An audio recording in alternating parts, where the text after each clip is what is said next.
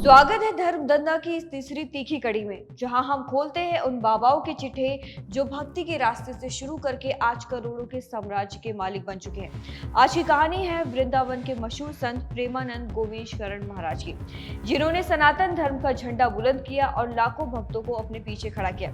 लेकिन क्या ये सिर्फ भक्ति का राग है या इसके पीछे छिपा है पैसा, सत्ता और चमक दमक का खेल?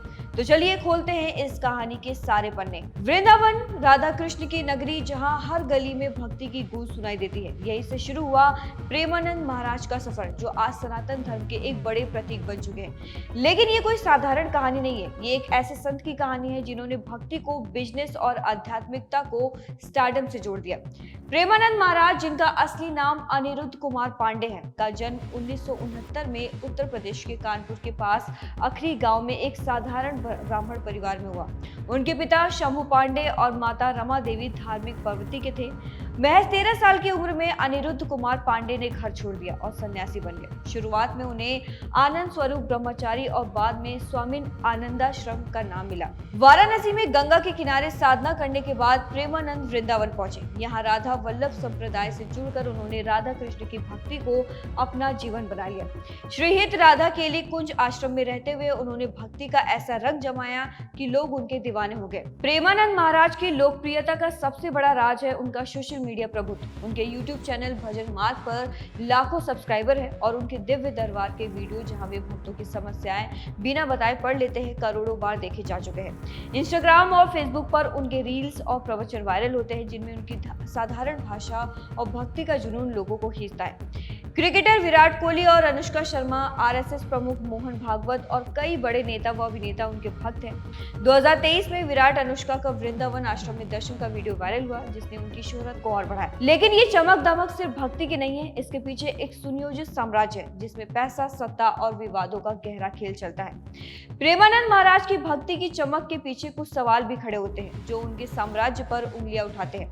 आइए इनके कुछ काले पन्नों को भी खोलते हैं। वृंदावन की सड़कों पर प्रेमानंद महाराज की land rover defender, Toyota Fortuner, Audi Q3 और स्कोडा कोडिएट जैसी गाड़ियां देखी जाती हैं, जिसकी कीमत करोड़ों में है। बाबा कहते हैं, ये सब भक्तों की दी हुई है, मेरा कुछ नहीं है। लेकिन सवाल यह है कि जब भक्त पैदल चलकर दर्शन को आते हैं, तो बाबा की ये लग्जरी गाड़ियां क्यों चमकती हैं? क्या भक्ति का रास्ता इतना वैभवशाली होना चाहिए? प्रेमानंद महाराज के आश्रम में आम भक्तों को घंटों लाइनों में खड़ा रहना पड़ता है। टोकन सिस्टम के तहत सुबह 9:30 बजे टोकन मिलता है और अगले दिन सुबह 6:30 बजे दर्शन का मौका।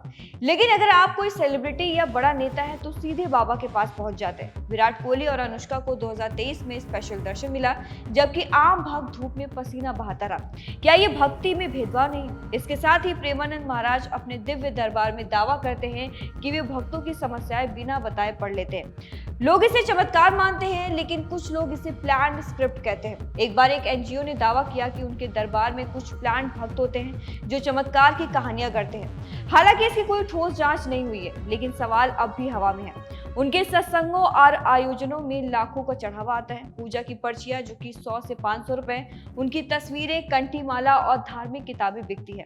आश्रम के आसपास की दुकानें इससे भरी हैं और कुछ दुकानदार दिन में 50,000 रुपए तक कमा लेते हैं। लेकिन ये पैसा कहाँ जाता है? आश्रम के नाम पर या कहीं और? कोई पारदर्शी हिसाब किताब नहीं है। वृंदावन में प्रेमानंद महाराज आश्रम के आसपास जमीन की कीमतें आसमान छू रही हैं। पहले 2 लाख में मिलने वाली जमीन अब 20 लाख में बिक रही है। आश्रम के नाम पर कई जमीनें खरीदी गई, लेकिन इसका हिसाब कौन रखता है? क्या ये सब भक्ति के लिए है या प्रॉपर्टी का धंधा?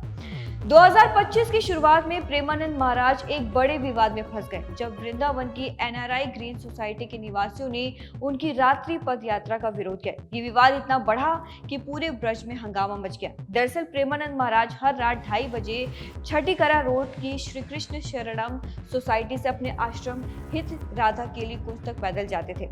इस 2 किलोमीटर की यात्रा में हजारों भक्त उनके दर्शन के लिए उमड़ पड़ते थे। बैंड बाजे, भजन और आतिशबाजी की आवाज से माहौल भक्तिमय हो जाता था। लेकिन एनआरआई ग्रीन सोसाइटी के निवासियों, खासकर कुछ महिलाओं ने इस रात्रि पदयात्रा का विरोध किया। उनका कहना था कि रात 2 बजे तेज भजन, आतिशबाजी और भीड़ का शोर उनकी नींद और बच्चों की पढ़ाई में खलल डालता है। सोसाइटी के अध्यक्ष आशीष शर्मा ने आश्रम से इस यात्रा को बंद करने की मांग की, जहां विरोध के बाद प्रेमानंद महाराज ने 6 फरवरी 2025 को अपनी रात्रि पदयात्रा अनिश्चितकाल के लिए बंद कर दी। आश्रम ने बयान जारी किया कि महाराज की खराब सेहत और बढ़ती भीड़ को देखते हुए ये फैसला लिया गया। अब वे सुबह 4 बजे ऑडी कार से आश्रम जाते हैं और सिर्फ 100 मीटर पैदल चलते हैं। एनआरआई सोसाइटी के विरोध के इस फैसले से भक्तों में गुस्सा भड़क गया। स्थानीय लोगों और दुकानदारों ने एनआरआई सोसाइटी का सामाजिक और आर्थिक बहिष्कार शुरू कर दिया। दुकानदारों ने सोसाइटी को दूध, सब्जी और अन्य सामान देना बंद कर दिया। करीब 2000 छोटे दुकानदार जो पद यात्रा के दौरान तस्वीरें, मालाएं और धार्मिक सामग्री बेचकर रोजी कमाते थे, प्रभावित हुए। इसके बाद 16 फरवरी 2025 को सोसाइटी के अध्यक्ष आशीष शर्मा और अन्य निवासी प्रेमानंद महाराज के आश्रम पहुंचे और उनके चरणों में क्षमा मांगी। एक पोस्ट के मुताबिक सोसाइटी को बहिष्कार की वजह से भारी परेशानी हुई, जिसके बाद उन्होंने माफी मांगी। महाराज ने उन्हें क्षमा कर दिया और 18 फरवरी को 10 दिन बाद पद यात्रा फिर शुरू हुई। इस विवाद में कथावाचक धीरेश शास्त्री ने भी प्रेमानंद महाराज का समर्थन किया। उन्होंने कहा कि साधु के भजन में रोक लगाने वाली महिलाएं इंसान हो ही नहीं सकते, उन्हें वृंदावन छोड़कर दिल्ली चले जाना चाहिए। इस बयान से ब्रज में कुछ लोग नाराज हुए, जिसके बाद धीरेन्द्र ने माफी मांगी और कहा कि ब्रजवासी उनके प्राण है। कुछ लोगों ने इस विवाद को राजनीति से जोड़ा। प्रेमानंद महाराज ने हाल ही में शंकर स्वामी अभिमुक्तेश्वरानंद की तारीफ की थी, जिन्होंने योगी आदित्यनाथ सरकार पर महाकुंभ हादसे का आरोप लगाया था। कई लोगों ने इसे बीजेपी और सनातन धर्म के बीच तनाव से जोड़ा। प्रेमानंद महाराज की लोकप्रियता के साथ साथ विवाद भी बढ़े हैं। कुछ और पहलू है जो सवाल उठाते हैं। कई संगठनों ने उन पर अंधविश्वास फैलाने का आरोप लगाया। उनके दिव्य दरबार में चमत्कारों को लेकर सवाल उठे। एक बार एक एनजीओ ने दावा किया कि उनके सत्संग में कुछ लोग पहले से तैयार किए गए सवालों के साथ आते हैं, लेकिन कोई ठोस सबूत नहीं मिला। प्रेमानंद महाराज अपने प्रवचनों में हिंदू एकता और सनातन संस्कृति की बात करते हैं। कुछ लोग इसे धार्मिक उन्माद फैलाने का आरोप लगाते हैं। उनके बयान जैसे जन्मदिन पर शराब पीने वालों को कष्ट झेलना पड़ता है को अंधविश्वास बढ़ाने वाला बताया गया। बीजेपी नेताओं स्वामी रामदेव और अन्य बड़े नामों से उनकी नजदीकी चर्चा में रहती है। ये रिश्ते उनके रुतबे को बढ़ाते हैं, लेकिन सवाल उठता है कि क्या वे धर्म गुरु है या सत्ता के खेल में शामिल। उनकी दोनों किडनियां खराब है और वे नियमित डायलिसिस पर है। 2023 में उनके निधन की अफवाह फैली, जिसे आश्रम ने खारिज किया, लेकिन उनकी सेहत को लेकर भक्तों में चिंता बनी रहती है। प्रेमानंद महाराज की कहानी सिर्फ विवादों तक सीमित नहीं है। उनके कुछ काम भक्तों का दिल जीतते हैं और सनातन धर्म के प्रति उनके समर्पण को दिखाते हैं। उनके आश्रम में श्री हित राधा केली कुंज के जरिए गरीबों को मुफ्त भोजन, दवाइयां और लड़कियों के विवाह के लिए मदद दी जाती है। अन्नपूर्णा भंडार में हर दिन सैकड़ों भक्तों को खाना खिलाया जाता है। वे गाँव में जाकर बच्चों को वेद, पुराण और राधा कृष्ण की भक्ति सिखाते हैं। उनका कहना है कि सनातन संस्कृति को बचाना उनका मिशन है। उनके सत्संग में लोग अपनी जिंदगी की समस्याएं लेकर आते हैं। एक लड़की जो ड्रग्स और शराब में डूबी थी ने प्रवचन से प्रेरणा लेकर अपनी नई जिंदगी शुरू की। ऐसे हजारों भक्त मानते हैं कि प्रेमानंद महाराज ने उनकी जिंदगी बदली। उनके प्रवचन सरल और साफ भाषा में होते हैं। एक भक्त ने पूछा कि क्या ज्यादा पूजा पाठ दुखों का कारण बनता है। जवाब में महाराज ने कहा कि भक्ति से कभी दुख नहीं मिलता, दुख पाप कर्मों से आता है।